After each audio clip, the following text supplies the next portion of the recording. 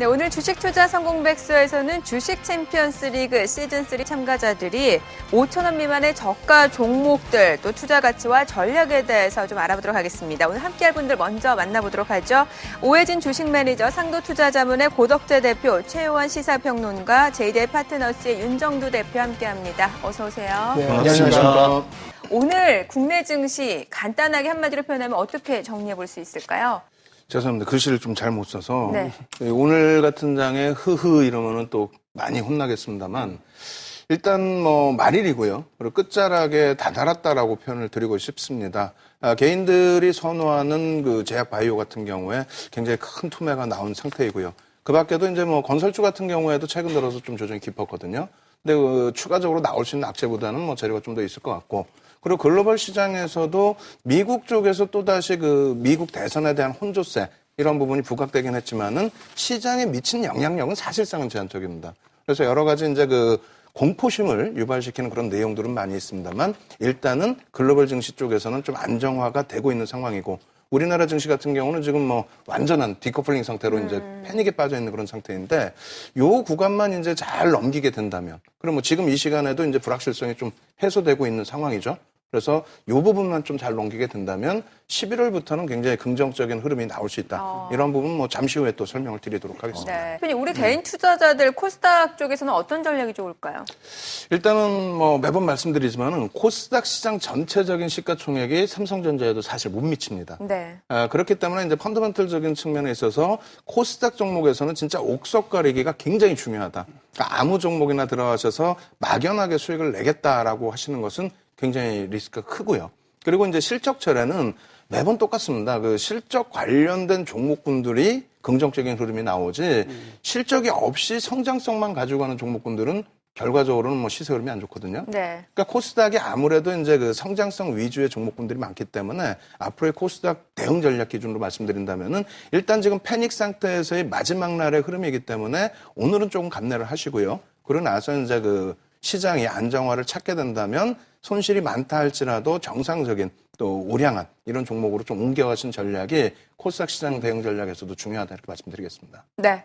자, 그래도 이 최순실 게이트가 하루아침에 마무리되는 국면은 아니기 때문에 이 기간 동안은 문재인 테마주가 상대적으로 좀 강세가 그래도 나타나지 않을까 좀 이런 생각이 들거든요. 오늘만 보더라도 뭐 좀 관련주들이 굉장히 급등을 하고 있습니다. 이게 에너지가 또 한쪽으로 쏠리는 감도 없지 않아 있는 것 같고요. 어떻게 전략을 좀 세워볼 수 있지 않을까 싶거든요. 지금 뭐 조금 전에도 말씀을 드렸다시피 일단 시장에서 코스닥 시장이 어려운 그러한 이유는 펀더멘털적인 측면이 아닌 막연한 기대감으로 접근을 하다 보니까 그런 문제가 발생이 됐거든요.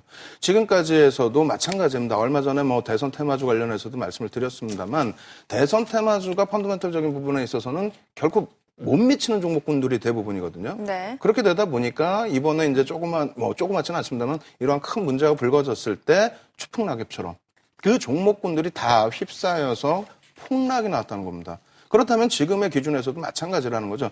어느 정도의 펀더멘털이 뒷받침되어 있는 종목이라면은 외풍에 있어서는 일정 부분만 흔들리는 것이 기본적인 근간 자체가 흔들리지는 않는단 말입니다. 네. 그래서 지금 현재 기준에서도 뭐 한쪽이 지금 무너져 내리고 한쪽은 탄력적인 상승이 나오다 보니 그쪽에 관심을 갖자 이런 생각보다는 벌써 겪으시지 않았습니까? 그러한 종목군들 좋아하시는 분들은 벌써 이미 코스닥 8% 하락장에서 오늘 같은 경우에도 뭐 거의 뭐 하한가에 달하는 그런 종목도 있고요. 하한가인 종목도 있고요. 그래서 이제부터는 그런 패턴 자체를 무시하자라는 거죠. 지금은 너무너무 좋은 게 많습니다. 네. 왜냐하면 종목별로도 여러분들이 뭐 들으면 아실만한 뭐 삼성전자 또 뭐 현대중공업, 포스코 이러한 종목군들이 그냥 같이 동반적으로 조정이 크게 나왔어요. 네네. 지난주에 뭐 3, 4%씩의 조정은 뭐 아주 우스운 조정인 그런 흐름이 나왔는데 그렇다면은 소형주 대비해서 대형주도 반등이 나올 때 굉장히 강화될 수 있다는 거죠.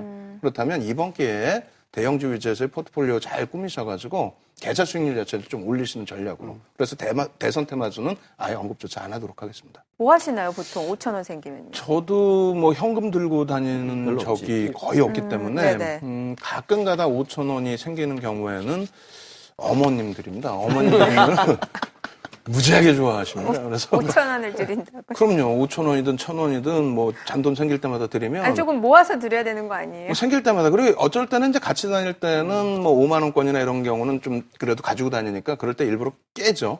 돈을 깨서 깨면 뭐 찢는 건 아니지만은 그렇게 해서 어찌됐건 이제 어머님들이 굉장히 좋아라 하시고 초등학생 그 꼬맹이들한테는 몰랐어요. 저도 몰랐는데 일주일에 한 1, 2천 원만 주면 된다고 그러더라고요. 그래서 뭐 5천 원짜리는 못 주고 어머님만 드리고 있습니다. 아, 그러시군요. 윤정도 대표님은 노노 안 된다고요. 네. 예.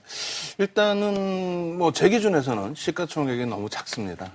그래서 이제 시가총액이 지금 주가가 많이 올라왔음에도 불구하고 2천억 미만. 네. 정확히 따진다면 한 1,700억 정도 하고 있는 걸로 알고 있는데 일단 어찌됐건 그 펀더멘털적인 측면에서 조금 부담이 된다라는 거죠. 여러 가지 이제 매각 재료 이런 내용을 가지고 주가가 단기 급등을 하게 되면서 PER 자체가 34배라는 거고요. 34배 넘고요. 그리고 PBR은 그나마 이제 뭐 소형사 중에서는 그나마라도 괜찮긴 한데 그렇다 손 치더라도 1.9배 정도 수준이기 때문에 그렇다면 지금 접근하는 거는 좀 무리가 있지 않겠느냐 이렇게 말씀드리겠고요. 네. 그런 이제 주봉 차트 한번 가지고 나와봤는데 네. 그 보시면은 바닥권에서 윗꼬리를 다는 거는 그렇게 부담은 없습니다. 근데 오히려 이제 고점 부분에서 윗꼬리가 굉장히 길게 달렸다는 거는 이것은 이제 그 고점 인식을 어느 정도 잡아야 되거든요. 그래서 일단은 한 발짝 물러서서 보자. 라고 말씀을 드리겠습니다. 네. 그러면 인수합병 관련 이슈는 어떻게 보는 게 좋습니까? 이 쌍용 머티리얼이 또 인수전에 성공할 수도 있는 거 아닙니까? 그러니까 그게 이제 주가에 좀 반영돼 있다라는 거죠. 아, 그러니까 이미요. 예. 예를 든다면 예전 같은 경우에 SK 하이닉스 같은 경우 네. 이런 경우가 이제 SK로 넘어가기 전에는 사실상 그 채권단에 대한 이자 비용이라든가 이런 부분을 감당을 못하죠. 그러다 보니까 어정쩡한 곳에서 돌고 있을 때는 M&A 재료가 나오더라도 움직임이 없었습니다. 네. 그리고 이제 대우건설 같은 경우도 마찬가지죠. 좀 주인이 몇 번째 계속 바뀌고 있는데 대우건설 같은 경우에는 인수할 수 있는 규모의 그룹에서 갖고 가야 되는데 그렇지 못하고 정권에 힘입어서 엉뚱한 곳에 가게 됐을 때 저가 그 금리를 사용해서 인수를 했는데 결국은 그조차도 그 이자를 못 내서 자산을 매각해서 이자를 갚았거든요. 그렇게 되다 보니까 대우건설도 악화되고 인수해간 그룹도 악화되고. 네. 그래서 지금 뭐 쌍용 머티리얼 같은 경우에는 그나마 긍정적인 기업들이 많이 접근을 하고 있습니다. 그래서 그렇기 때문에 주가가 움직였다는 거죠. 네. 그렇다면 그 부분이 선반영돼 있는데 그 기간 동안 앞으로 남아있는 기간 동안 확인도 안 하고 선반영돼 있는 측면에서 추가적인 편입을 들어간다? 이건 좀 무리가 있다 이렇게 말씀드리겠습니다. 네. 네, 커피값 아껴 투자할 만한 종목 동원개발이었습니다. 자, 이제 동원개발 지금 투자 가치가 있는지 매수해도 괜찮은지 좀 확인해 보도록 하죠. 쉬운 종목 있음, 그러니까 굳이 이 종목이 아니어도 된다 이런 의미인가 봐요.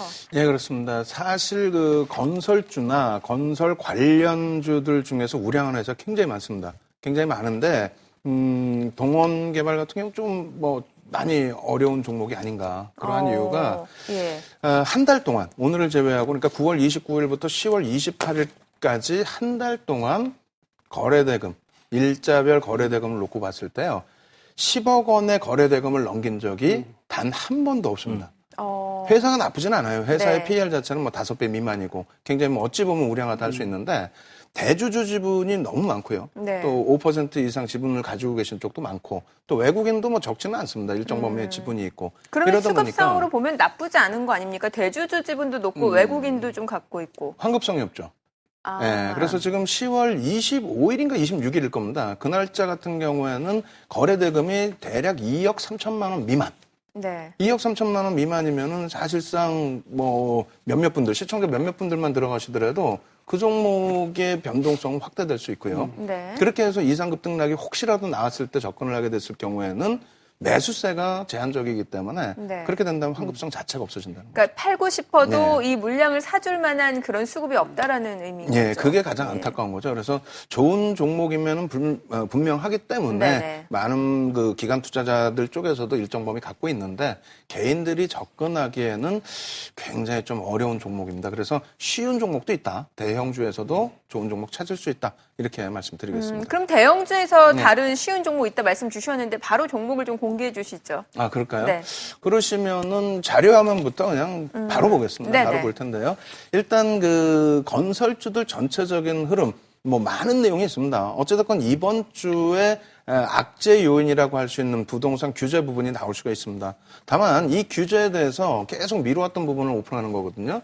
그것은 정부가 그만큼 장고를 들어왔던 이유는 살아나려는 경기 자체를 죽일 수는 없다라는 거죠. 그러니까 부동산 경기가 차지하는 또 전체 그 경기 성장률 부분에 있어서 이 비중이 굉장히 높다라는 겁니다. 거기에 정부가 이제 조금 어찌 보면 안이한 대책이 될 수도 있겠습니다만 현재의 기준으로 놓고 본다면 어찌됐건 우리나라도 바닥금리라는 거예요. 네네. 이 바닥금리가 급격하게 금리 인상으로 진행될 가능성이 적기 때문에 아직까지는 분양시장이 조금 뜨거워졌다고 해도 어마어마한 과열책은 아니다. 그렇기 때문에 정부에서 이제 그 제시할 수 있는 규제 자체가 제한적일 가능성이 높고요. 그리고 아직까지는 해외 시장에서 완벽하지는 않습니다만 중국 쪽이라든가 혹은 동남아 쪽에서의 건설 수주 이런 부분의 개선폭을 기대해 볼 수 있는 위치라는 것.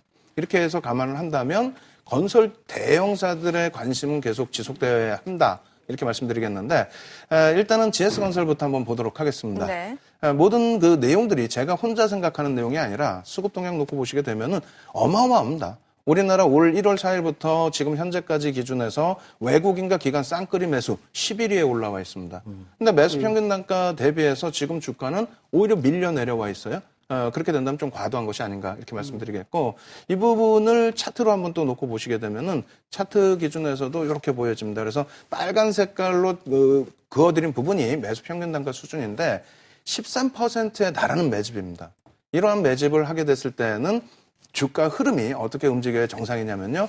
표를 하나 더 준비해 봤는데 일단 매집 강도가 5에서 10%를 넘어가게 된다. 근데 이것이 한 종목이 아니라 업종 전체적으로 그런 흐름이 나오게 된다라고 한다면 최소 50% 정도 매수 평균 단가 대비해서 50% 정도는 들어 올려야만 매집한 쪽이 차익 실현할 수가 있습니다. 네네. 그렇지 않고 지금 기준에 매도를 하게 된다면 손절이 돼버리는 거죠. 그러면 현대건설만 GS건설만 그러느냐? 그렇지 않다라는 겁니다. 대우건설도 유통 물량이 적은데 대우건설에 대한 그 수급도 굉장히 좋고요. 네. 그리고 대림산업도 수급이 좋고요. 거기에 현대건설 한 번 더 보여드릴 텐데 현대건설에 대한 수급도 굉장히 좋습니다.